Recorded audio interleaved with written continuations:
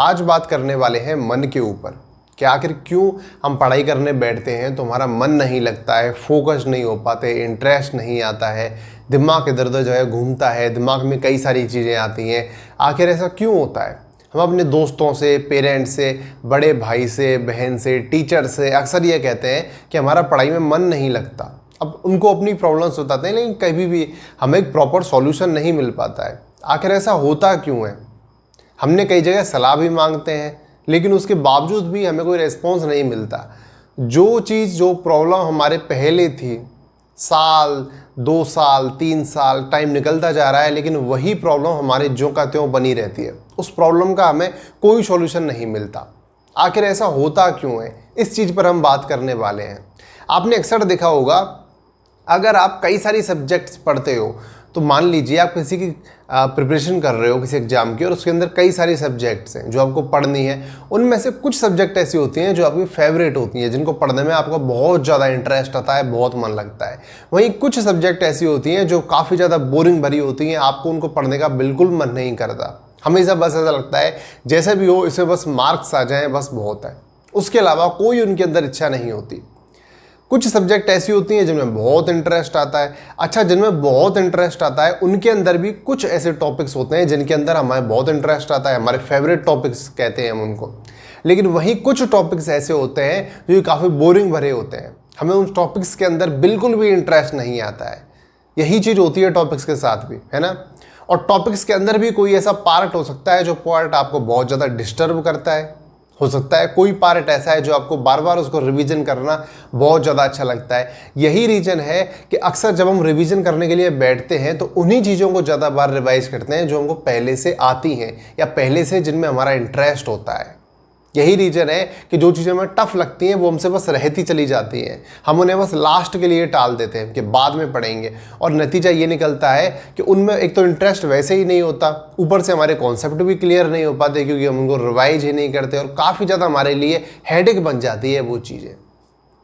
देखिए, अगर कोई टॉपिक आपको समझ नहीं आ रहा है, कोई सब्जेक्ट ऐसी है जो आपको समझ नहीं आ रही है, तो उसके पीछे कुछ रीजन्स होते हैं। वो रीज़न आपको आइडेंटिफाई करने पड़ेंगे। क्या रीज़न होते हैं? एक रीज़न ये हो सकता है आपका बेस वीक हो उस चीज़ को लेकर। जैसे कि आप मैथमेटिक्स में इंटरेस्ट नहीं आ रहा, फिजिक्स में नहीं आ रहा, केमिस्ट्री में नहीं आ रहा, तो आप पता कीजिए आपका बेस वीक होगा, यानी स्कूल टाइम में आपने वो चीज़ अच्छे से नहीं पढ़ी होगी। दूसरा हो सकता है कि आपका इंटरेस्ट ही नहीं आ रहा हो उस चीज़ के अंदर। अगर इंटरेस्ट नहीं आ पा रहा है तो आपका जो फोकस्ड है बार बार बिगड़ेगा, आपका ध्यान हर जगह जाएगा, आप नहीं पढ़ पाओगे उतनी एकाग्रता के साथ उस चीज़ को। इसके अलावा ये भी हो सकता है कि आपके जो टीचर हैं वो उतने अच्छे ना हों। हो सकता है कभी कभी ऐसा होता है कि जो टीचर कोई एक अच्छा टीचर होता है वो एक सब्जेक्ट को इतने अच्छे तरीके से पढ़ाता है कि हमारा उसमें इंटरेस्ट आता है, वो चीज़ें हमें आने लग जाती हैं। और वहीं दूसरी ओर कोई ऐसा टीचर होता है जो काफ़ी बोरिंग भरा होता है, हमें चीज़ अच्छे से एक्सप्लेन नहीं कर पाता, और नहीं कर पाता तो वो चीज़ें हमें नहीं आ पाती। मैंने खुद ने ये चीज़ नोटिस की है, खुद के साथ भी और कई सारे दूसरे स्टूडेंट्स के साथ भी, कि जब भी वो किसी ऐसे सब्जेक्ट हो, किसी ऐसे टीचर से पढ़ते हैं जो कि टीचर उन्हें थोड़े बोरिंग तरीके से पढ़ाता है, वो टीचर कुछ थोड़ा फेमिलियर नहीं हो पाता स्टूडेंट के साथ, तो स्टूडेंट उस सब्जेक्ट के अंदर थोड़ा वीक फील करते हैं, उनका फोकस्ड बिगड़ता है, ना वो सब्जेक्ट को पढ़ पाते हैं ना ही मार्क्स ला पाते हैं। अक्सर ऐसी चीज़ें आती है। और वहीं कोई टीचर ऐसा होता है जो काफ़ी फ़नी होता है, हमें बहुत अच्छे तरीके से पढ़ाता है। तो ये दोनों चीज़ें मैटर करती हैं। और ये जो दोनों चीज़ें हैं, इसके अलावा भी एक और चीज़ है, वो है हमारा टीचर। मान लीजिए आपका किसी टॉपिक के अंदर आपका इंटरेस्ट नहीं आ पा रहा है, फोकस्ड बिगड़ रहा है, तो रीज़न ये भी हो सकता है कि आपका जो टीचर है, उन टीचर्स का वो टॉपिक वीक रहा हो। लेकिन ये जो सारे के सारे ये जो इसके बेस हैं, ये सारे के सारे ये जो रीजन है, ये हमें कब समझ आएंगे? ये हमें तब समझ आएंगे जब हम आराम से जब हमारा मन नहीं लग रहा है, तब भी हम अपनी बुक्स को अपने सामने खोल के बैठेंगे और एक पेन लेके हम ये लिखना चालू करेंगे आखिर वो क्या चीज़ है जो हमें फोकस्ड बिगाड़ रही है। कुछ तो ऐसा होगा उस मूवमेंट के ऊपर जो हमारा फोकस्ड बिगाड़ रहा होगा। आपका ध्यान अगर बार बार भाग रहा है तो आपको वो चीज़ लिखनी होगी, वो चीज़ मेंशन करनी होगी कि आखिर ध्यान क्यों भाग रहा है, तभी तो उस चीज़ का सॉल्यूशन निकल पाएगा। बजाय इसके हम क्या करने लगते हैं, जब भी हमारा पढ़ाई में मन नहीं लगता है तो हम मोबाइल फ़ोन चलाने लग जाते हैं।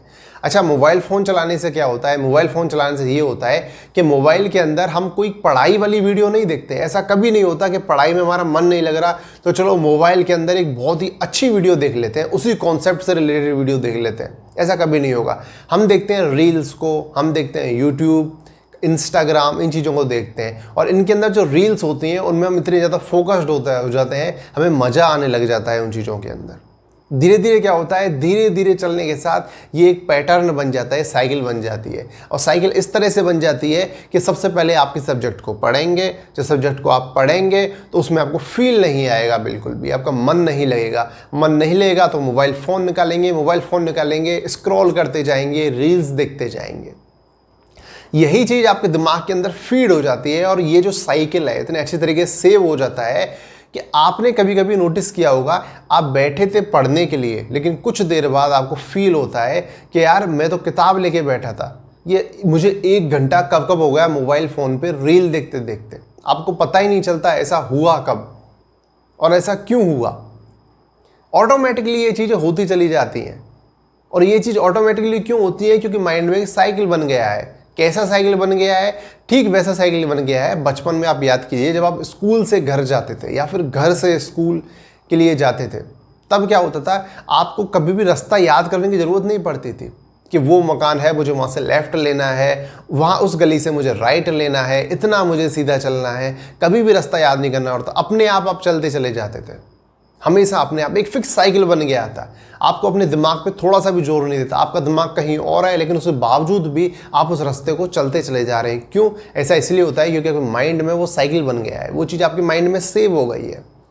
और वहीं दूसरी ओर हमने चीज़ क्या सेव कर ली? हमने सेव ये कर लिया है कि जब भी हमारा माइंड पढ़ाई में मन नहीं लगेगा, जब भी हमारा किताबों में मन नहीं लगेगा, मोबाइल फ़ोन निकाल के हम रील्स देखना शुरू कर देंगे। अब ये जो साइकिल है, ये साइकिल जब तक ब्रेक नहीं होगा तब तक एक नया साइकिल जनरेट नहीं हो पाएगा। और जो नया साइकिल है उसको जनरेट कैसे किया जाए? सबसे पहले इसको ब्रेक किया जाए। आपका पढ़ाई में मन नहीं लग रहा है, एक पेन उठाइए, लिखिए क्यों नहीं लग रहा है मेरा मन। मेरा वेस वीक है, मेरा कॉन्सेप्ट कमज़ोर है, मैं उस दिन क्लास में एब्सेंट था, टीचर का पूरा टॉपिक वीक है, टीचर मुझे समझा नहीं पा रहा, टीचर बोरिंग है, दूसरे टीचर से मुझे पढ़ना चाहिए। जब आप अच्छी तरह से लिखेंगे तो आप एक निष्कर्ष निकाल पाएंगे, आखिर मुझे करना क्या है। क्या किसी दूसरे टीचर से पढ़ना है, क्या किसी दोस्त से मदद लेनी है। कई बार ऐसा होता है कि अगर कोई टॉपिक आपको बोरिंग लग रहा है, आपका इंटरेस्ट नहीं जाग पा रहा है, तो बजाय इसके कि आप उसको पढ़ना छोड़ दें, आप अपने दोस्त से बोल सकते हैं कि मुझे ये टॉपिक समझा दीजिए, या फिर आप किसी दोस्त के साथ उस पर डिस्कशन कर सकते हैं। तो ये काफ़ी इंटरेस्टिंग भरा हो जाता है और जिस चीज़ में आपको इंटरेस्ट जनरेट ही नहीं हो रहा था, मन ही नहीं लग रहा था, आप इतने फोकस्ड हो जाते हैं कि आपको मज़ा आने लग जाता है। लेकिन उसके लिए सॉल्यूशन के लिए ज़रूरत है कि आपको पहले प्रॉब्लम का पता करना होगा कि एक्चुअली में प्रॉब्लम है क्या। और हमेशा याद रखिएगा, इन चीज़ों से कभी दूर मत भागिएगा, क्योंकि जैसे आप दूर भागेंगे ना तो वो चीज़ का कभी आपको सॉल्यूशन नहीं मिलने वाला। आपने खुद ने ये चीज़ नोटिस की होगी, आपकी ये जो प्रॉब्लम है बहुत पुरानी प्रॉब्लम है लेकिन अभी तक सॉल्व नहीं हो पा रही है, क्योंकि एक्चुअली में आपने उसको सॉल्व किया ही नहीं। अगर आप एक पेपर पेन लेकर उसे सॉल्व करने बैठेंगे तो 100% आपकी प्रॉब्लम सॉल्व हो जाएगी।